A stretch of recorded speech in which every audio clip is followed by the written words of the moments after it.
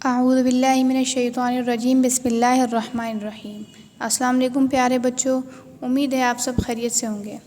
بچوں، آج ہم جو ٹاپک پڑھیں گے وہ اپنے پچھلے سبق کا باقی حصہ ہے۔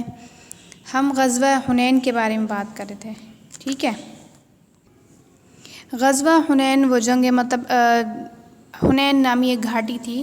جس پہ یہ جنگ ہوئی تھی، تو اسی کے اوپر جو ہے اس جنگ کا نام جو ہے وہ غزوہ حنین رکھ دیا۔ میں نے آپ کو پہلے بھی بتایا تھا کہ غزوہ یعنی ایسی جنگ جس میں حضور پاک صلی اللہ علیہ وآلہ وسلم نے شرکت کی ہو، ٹھیک ہے۔ یہ اسی کی جو ہے ساری کہانی ہے کہ پہلی جنگ تھی وہ غزوہ حنین، جس میں مسلمان دشمنوں سے زیادہ تھے، اور اسی بات پر مسلمانوں کو گھمنڈ ہونے لگ گیا، یعنی مسلمان اس بات پہ غرور کرنے لگے کہ ہم جو ہے وہ دشمن سے زیادہ ہیں، تو اب تو ہم جیت کر ہی آئیں گے، ٹھیک ہے۔ تو ان کی اس غرور کو اور اس گھمنڈ کو اللہ تعالیٰ نے پسند نہ فرمایا، اور پہلی ہی جیسے ہی جنگ کی شروعات ہوئی تو مسلمان جو ہے وہ ایک دم سے ایسے بدحواس ہو گئے، کیونکہ جو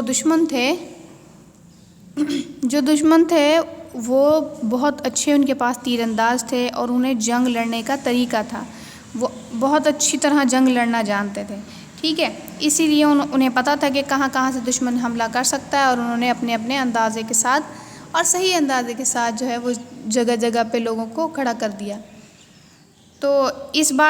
بات کو جو ہے مسلمان دیکھ کے وہ ایک دم سے گھبرا گئے، اور گھبرا کے جو ہے وہ واپس سے بھاگنے لگ گئے۔ ان میں کیونکہ اس جنگ میں کچھ نان مسلم بھی شامل تھے، تو وہ سارے کے سارے جو ہے ایک دم سے ادھر ادھر ہو گئے، اور وہ گھبراہٹ کی وجہ سے ایک ٹائم ایسا آیا کہ حضور پاک صلی اللہ علیہ وسلم جو ہے وہ بھی اکیلے رہ گئے، چند اپنے دوستوں کے ساتھ یا چند جانثاروں یا ساتھیوں کے ساتھ حضور پاک صلی اللہ علیہ وسلم جو ہے وہ اکیلے رہ گئے تھے۔ پھر بھی حضور پاک صلی اللہ علیہ وسلم نے صبر و استقامت کے ساتھ کا دامن نہیں چھوڑا، یعنی کہ حضور پاک صلی اللہ علیہ وسلم نے صبر کیا، اور جو ہے وہ جنگ کو لڑتے رہے جب تک کہ اور حضور پاک صلی اللہ علیہ وسلم آگے بڑھتے رہے اور فرمایا کہ میں نبی ہوں، یہ بات غلط نہیں ہے کہ میں عبد المطلب کا بیٹا ہوں۔ حضرت عباس نے حضور پاک صلی اللہ علیہ وسلم کے کہنے پہ جو ہے مسلمانوں کو پکارا، یعنی انہوں نے آواز لگائی کہ جو جا رہے ہو تو حضور پاک صلی اللہ علیہ وسلم جو ہے تم لوگوں کو بلا رہے ہیں کہ آپ جنگ چھوڑ کے نہ جاؤ، جنگ کو پورا لڑو، ٹھیک ہے۔ تو حضور پاک صلی اللہ علیہ وسلم نے جو ہے ان کے حکم پہ حضرت عباس نے مسلمانوں کو پکارا، تو ایک آواز سے جو ہے سارے مسلمان واپس سے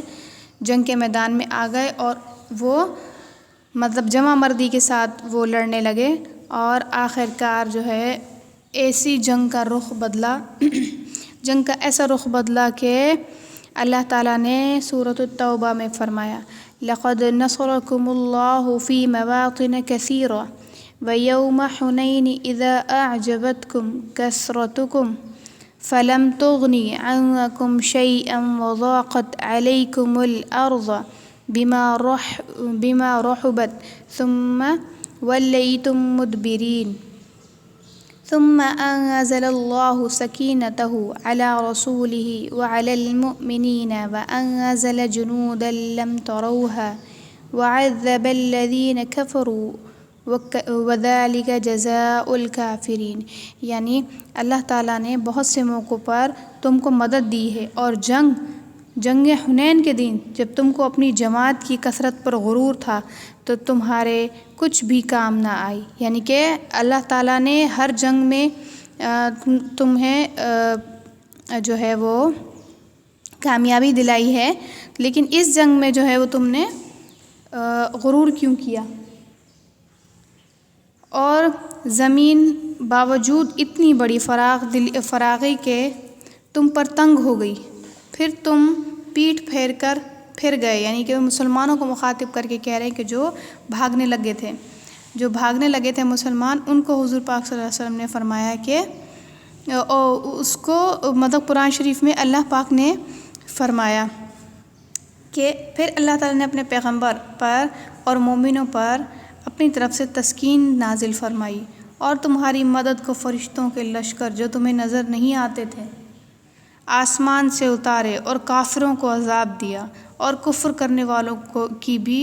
یہی سزا ہے، مطلب کفر کرنے والوں کی بھی یہی سزا جو اللہ تعالیٰ کو ماننے سے انکار کرتے ہیں۔ دشمنوں کی بری طرح شکست ہوئی، اس طرح ان کا ایک دستہ قلعہ اوطاس میں چھپ گیا۔ مسلمانوں نے اس کا پیچھا کیا اور دشمن کی فوج کو طائف تک محدود کر دیا۔ نتیجہ یہ نکلا اس کا کہ اس جنگ میں دشمن کے 70 آدمی مارے گئے اور ہزاروں کی تعداد میں قید ہوئے۔ بہت سا مال غنیمت مسلمانوں کے ہاتھ لگا، جس میں 44,000 اونٹ، 44,000 بھیڑیں بکریاں اور 4,000 اوقیہ چاندی تھی۔ اوقیہ کہتے ہیں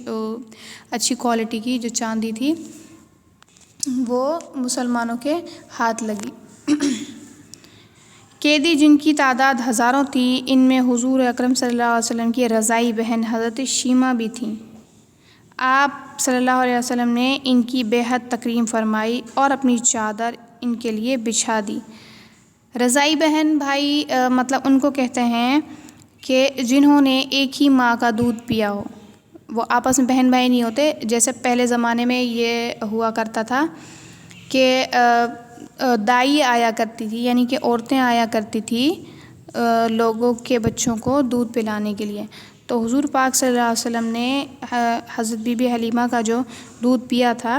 تو حضرت شیمہ نے بھی انہی کا دودھ پیا تھا، اس لیے وہ رضائی بہن کہلاتے ہیں، یعنی اللہ تعالیٰ کی رضا سے یہ بہن بھائی ہیں۔ بے حد تکریم فرمائی اور اپنی چادر ان کے لیے بچھا دی۔ حضور اکرم صلی اللہ علیہ وسلم نے انہیں چند اونٹ اور بکریاں عطا فرمائیں اور نہایت احترام کے ساتھ انہیں رخصت کر دیا۔ قبیلہ حوازن کی درخواست پر حضور اکرم صلی اللہ علیہ وسلم نے اپنے خاندان کے حصے میں آنے والے قیدیوں کو بھی رہا کر دیا، یعنی حضور پاک صلی اللہ علیہ وسلم کے خاندان میں سے جس نے قیدیوں کو قید کیا تھا، حضور پاک صلی اللہ علیہ وسلم کے کہنے پہ ان سب کو آزاد کر دیا گیا۔ تو اسی طرح سے حضور اکرم صلی اللہ علیہ وسلم کے دوست جو ہیں اصحابہ کرام، انہوں نے بھی حضور پاک صلی اللہ علیہ وسلم کی پیروی کرتے ہوئے ان قیدیوں کو آزاد کر دیا۔ مسلمانوں کے اس اچھے سلوک کی وجہ سے جو ہے جتنے جو یہودی تھے جنہیں قید کیا گیا تھا، وہ سب کے سب مسلمان ہو گئے۔ اس غزوہ سے ہمیں یہ سبق ملتا ہے کہ کبھی بھی غرور تکبر کام نہیں آتا، بلکہ ہر حال میں عاجزی اور انکساری ہونی چاہیے۔ اس طرح سے غزوہ حنین میں حضور پاک صلی اللہ علیہ وسلم کی استقامت ہمیں درس دیتی ہے کہ اللہ تعالیٰ کی راہ، مطلب اللہ تعالیٰ جو جس راہ پہ ہمیں چلاتے ہیں اس میں مشکلات اور مصیبتیں تو آتی ہیں، لیکن ان سے گھبرانا نہیں چاہیے۔ حالات خواہ کچھ بھی ہوں، استقامت سے کام لینا چاہیے، یعنی کہ صبر کے ساتھ آپ جو ہے اس کا مقابلہ کرتے جائیں، تو اللہ تعالیٰ انشاءاللہ بہتر کریں گے۔ اچھا، اس کے سوالات کے جو جواب ہے وہ آپ تلاش کریں گے کہ غزوہ حنین کے نتائج تحریر کریں، اس غزوے سے ہمیں کیا سبق ملتا ہے، یہ بھی آپ کو بتانا ہے۔ غزوہ حنین میں قیدیوں کے ساتھ حضور اکرم صلی اللہ علیہ وسلم اور دیگر مسلمانوں نے کیا سلوک کیا اور اس کے کیا نتیجے برآمد ہوئے، یعنی حضور پاک صلی اللہ علیہ وسلم کے ساتھ ساتھ اور جو لوگ تھے اصحابہ کرام جنہوں نے قیدیوں کو قید کیا تھا، انہوں نے ان قیدیوں کے ساتھ کیا سلوک کیا اور ان قیدیوں پہ اثر کیا ہوا اس بات کا۔ یہ 2 سوال جو ہے وہ آپ حل کریں گے، اس کے بعد یہ خالی جگہ پر کریں۔ ملتے ہیں نیکسٹ ویڈیو میں، جب تک اپنا خیال رکھیے گا۔ اللہ حافظ۔